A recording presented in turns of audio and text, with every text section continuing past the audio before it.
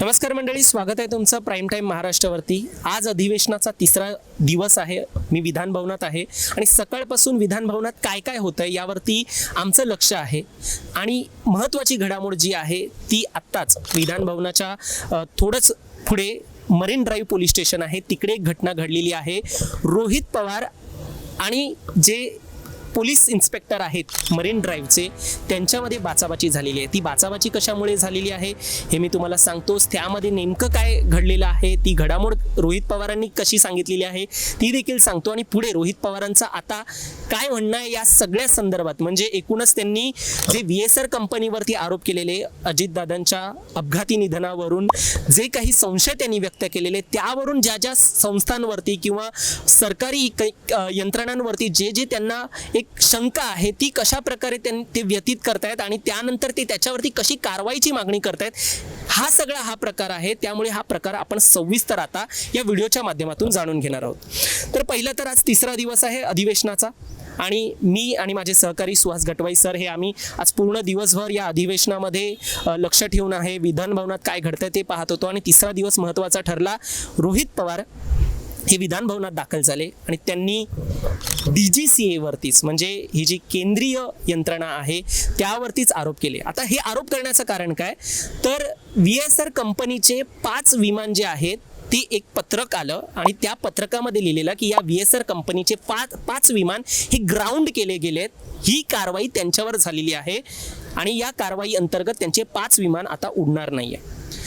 आता हे कारवाई जी आहे ती DGCA कडून देखील झालेली आहे आणि त्यामुळेच रोहित पवार यांचं म्हणणं होतं, म्हणजे एकूणच DGCA देखील तितकंच या सगळ्यासाठी कारणीभूत आहे असं रोहित पवारांचं या सगळ्या प्रकरणामध्ये म्हणणं आहे। त्यांचं म्हणणं काय आहे, VSR कंपनीचे जर हे 5 विमान उडाले होते तर त्या अंतर्गत ही DGCA ने यांना परवानगी दिलेली आहे आणि मग जर ते परवानगी देतात आणि तेच ग्राउंड करण्याची देखील एक कारवाई करू शकते, म्हणजे यामध्ये देखील एकूणच त्यांचे अधिकारी देखील एक त्यामध्ये सामील असू शकतात, अशा प्रकारचं आरोप जे आहे ते रोहित पवारांचा आहे। आता या सगळ्यामध्ये मग रोहित पवारांनी काय केलं, सकाळी येथे पत्रकार परिषदेदरम्यान DGCA कसं काम करतं किंवा DGCA विरुद्ध कशी कारवाई केली पाहिजे आणि यामध्ये कोणते दुसरे राजकीय संबंध आहेत का, त्यामुळे हे कुठेतरी DGCA वरती कारवाई होत नाहीये का, असा प्रश्न जो आहे तो सातत्याने रोहित पवारांनी आजच्या पत्रकार परिषदेमध्ये उपस्थित केला। त्यानंतर त्यांचं म्हणणं होतं की मी आता जातोय मरीन ड्राईव्ह या पोलीस स्टेशनमध्ये जातोय आणि तिथल्या पोलीस स्टेशनमध्ये मी FIR दाखल करणार आहे। आता आजची जी घटना घडलेली आहे, रोहित पवार यांचे वाद जे झालेले आहेत पोलीस स्टेशनमध्ये, जे वाद झालेले आहेत ते याच घटनेला संबंधित होते।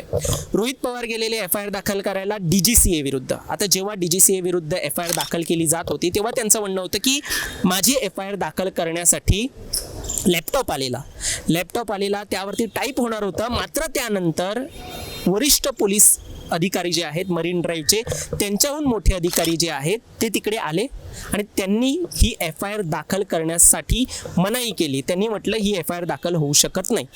आता यामध्ये जेव्हा रोहित पवारांनी विचारलं की का दाखल होऊ शकत नाही आमची FIR, कारण की हा तर आमचा मूलभूत अधिकार आहे, तो दाखल झालाच पाहिजे। FIR दाखल करणे ही एक पहिली पायरी आहे आमच्या संपूर्ण घटनेसाठी न्याय मिळण्यासाठी, मात्र आणि हा सामान्य माणसाचा एक अधिकार म्हणून तुम्ही FIR दाखल करा असं रोहित पवारांचं म्हणणं होतं। मात्र या सगळ्यावरती जे पोलीस अधिकारी होते, वरिष्ठ पोलीस अधिकारी जे नंतर आले, त्यांनी रोहित पवारांना म्हटलं की हा आमचा अधिकार आहे की आम्ही FIR दाखल करणार नाही। आता या सगळ्या प्रकरणानंतर रोहित पवारांनी प्रश्न उपस्थित केला की आमची FIR का दाखल केली जात नाहीये, यामध्ये कोणते राजकीय संबंध आहेत का, जे पहिल्यापासून रोहित पवार म्हणतात की यंत्रणेवरती दबाव आहे, तो अशा प्रकारे हा दबाव पुन्हा आलाय का, असा प्रश्न रोहित पवारांना पुन्हा एकदा आज मरीन ड्राईव्ह पोलीस स्टेशनमध्ये उपस्थित राहिला। आता हे प्रकरण जेव्हा होत होतं त्या दरम्यान एक जी बाचाबाचीचा जो व्हिडिओ झालेला आहे तो मी तुम्हाला सांगतो कशा प्रकारे घडला। समोर सिनियर PI बसलेले आणि त्याच वेळेला रोहित पवार आणि विधान परिषदेचे आमदार अमोल मिटकरी आणि रोहित पवार आणि अजून एक आमदार जे आहेत, असे 3 आमदार ते सिनियर PI समोर बसले होते मरीन ड्राईव्ह पोलीस स्टेशनमध्ये आणि बाजूला होता एक ज्युनियर इन्स्पेक्टर जो त्यांचा ज्युनियर होता। आणि याच संपूर्ण दरम्यान जेव्हा सिनियर PI बरोबर आमदार रोहित पवार संवाद साधत होते तेव्हा मध्येच ज्युनियर इन्स्पेक्टरने एक भाष्य केलं आणि त्या भाष्य केल्यानंतर रोहित पवारांचा थोडा संताप झाला। त्यांचं म्हणणं होतं की तुमच्या विभागाचा पण एक माणूस गेला त्याच्यामध्ये, आमची काका गेला, नेता गेला. अहो तुम्ही काय बोला का किंवा तुमच्या संबंधित कोण आहे का हे कशाला बोलतायत असा प्रश्न रोहित पवारांना पडला. आणि तेव्हा सिनियर पीआय यांनी म्हटलं की हे माहिती देत आहेत म्हणून, ते माहिती देत आहेत. तर अशा वेळेला रोहित पवारांना थोडासा राग अनावर झाला आणि त्यांनी जी नोटबुक आहे ती फेकली समोर आणि म्हटलं की मग तू माहिती देतात, मग ह्यातच माहिती द्या, तुम्हीच द्या माहिती, यांना उठवा, सिनियर पीआय यांना उठवा आणि तुम्हीच इकडे बसा. अशा प्रकारची ती बाचाबाची एकूणच झाली होती. आता या बाचाबाची नंतर आता रोहित पवारांचं एकूणच मरीन ड्राईव्ह पोलीस स्टेशनमध्ये FIR तर दाखल झालेला नाहीये. आता रोहित पवार बाहेर आल्यानंतर संपूर्ण पत्रकारांशी संवाद साधताना संपूर्ण काय घटनाक्रम घडलेला तो त्यांनी सांगितला.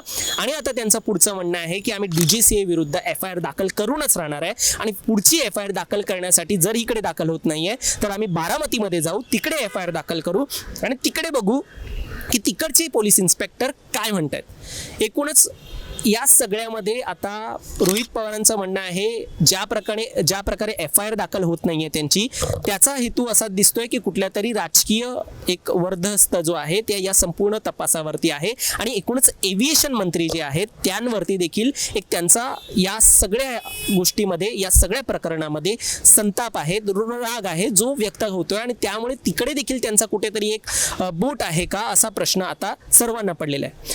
आता पुढे यामध्ये काय होतं, उद्या रोहित पवार नक्कीच विधान भवनामध्ये नसणार, कारण की सकाळी 10 वाजता ते बारामतीमध्ये जातील. या संपूर्ण प्रकरणावरती तिथे पोलिसांकडून कशी प्रतिक्रिया येते ते पाहणार आहेत आणि त्यानुसार त्यांना यामध्ये अजून काही राजकीय हस्तक्षेप होतोय का असा प्रश्न पडणार आहे, एवढं मात्र नक्की आहे. आता उद्या काय होतंय ते पाहूया. आजचा संपूर्ण घटनाक्रम जो आहे तो बाचाबाचीमध्ये गेलेला आहे. विधान भवनामध्ये ते त्यांनी मुद्दा जो आहे अपघाती निधनाचा मुद्दा जो आहे, DGCA वरती कारवाई झाली पाहिजे, DGCAचे जे अधिकारी आहेत त्यांच्यावरती कारवाई झाली पाहिजे असा आता त्यांनी एक अशी जी रट जी आहे ती आता त्यांनी लावलेली आहे. आणि यातूनच पुढचा न्याय जो आहे तो त्यांना हवाय हे कळून येतंय. आता जे 5 फक्त जे विमान जे आहेत VSR कंपनीचे ज्याचं उड्डाण थांबवलेलं आहे हे फक्त नखा एवढं यश आहे असं रोहित पवारांचं म्हणणं आहे. अजून मोठमोठे टप्पे जे आहेत ते गाठायचे आहेत असं देखील रोहित पवारांचं म्हणणं आहे. तर नंतरच आपल्याला न्याय मिळू शकतो.